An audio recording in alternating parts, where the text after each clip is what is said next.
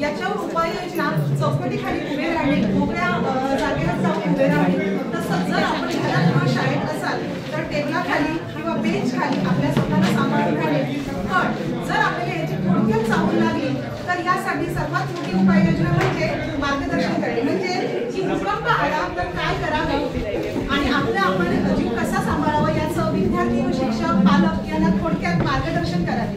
कारण कोणत्याही आपत्तीने जेवढं नुकसान होत नाही तेवढं नुकसान आपण स्वतः घाबरल्यामुळे दुसऱ्याची मदत मला कधी मिळेल यामुळे जास्त होते.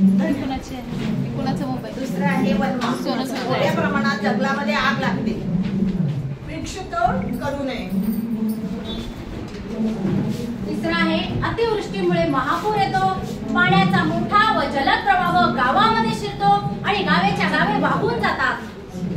यावर उपाययोजना म्हणून तळं बांधली जातात, त्यानंतर पाझर तलावाची निर्मिती केली जाते आणि आपण जास्तीत जास्त वृक्ष लागवड करूया आणि जंगलांची निर्मिती करूया आणि हा महापूर आपण रोखूया.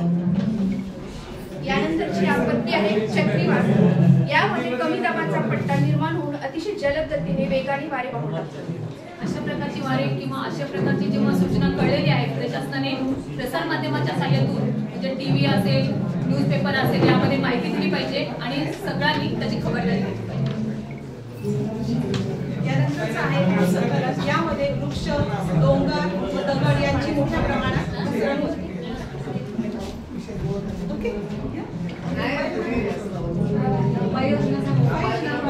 भूस्खलन होऊ नये यासाठी सगळ्यांनी वृक्ष लागवड केली पाहिजे आणि मृदा संवर्धनासाठी प्रयत्न केले पाहिजे. पुढचं आहे सुनामी.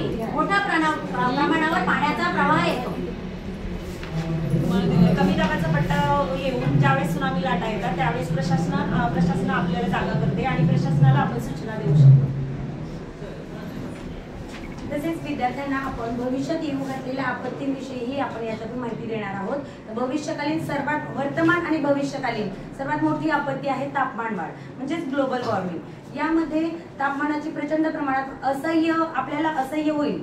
जे जीवित जग आहे, सृष्टी आहे त्याच्यावरती खूप मोठा परिणाम होईल. एवढी तापमान वाढ होईल आणि आपल्या भारतीय हवामान विभागाने यासाठी सांगितलेलं आहे की जेव्हा आपलं पृथ्वीवरचं वातावरणाचं तापमान 54 डिग्रीच्या वरती जाईल त्यावेळी ही जीवसृष्टी राहणार नाही. आणि यासाठी आपल्याला उपाययोजना ही करता येईल की आपण वृक्षतोड कमीत कमी करावी, वृक्ष संवर्धन करावे. तसेच आपण वातानुकूलित जी उपकरणे वापरली जातात ती कमीत कमी वापरण्याचा प्रयत्न करावा किंवा टाळली तरी काही हरकत नाही. तसेच हरितगृह जी म्हणजे ग्रीन हाऊस जे याच्यातून बाहेर पडणारे जो वायू आहे कार्बन डायऑक्साईड यामुळे प्रचंड प्रमाणात वातावरणातील तापमानाची खूप प्रचंड प्रमाणात वाढ होते. तर ते कमीत कमी वापरून आपण नैसर्गिक शेतीकडे वळले पाहिजे.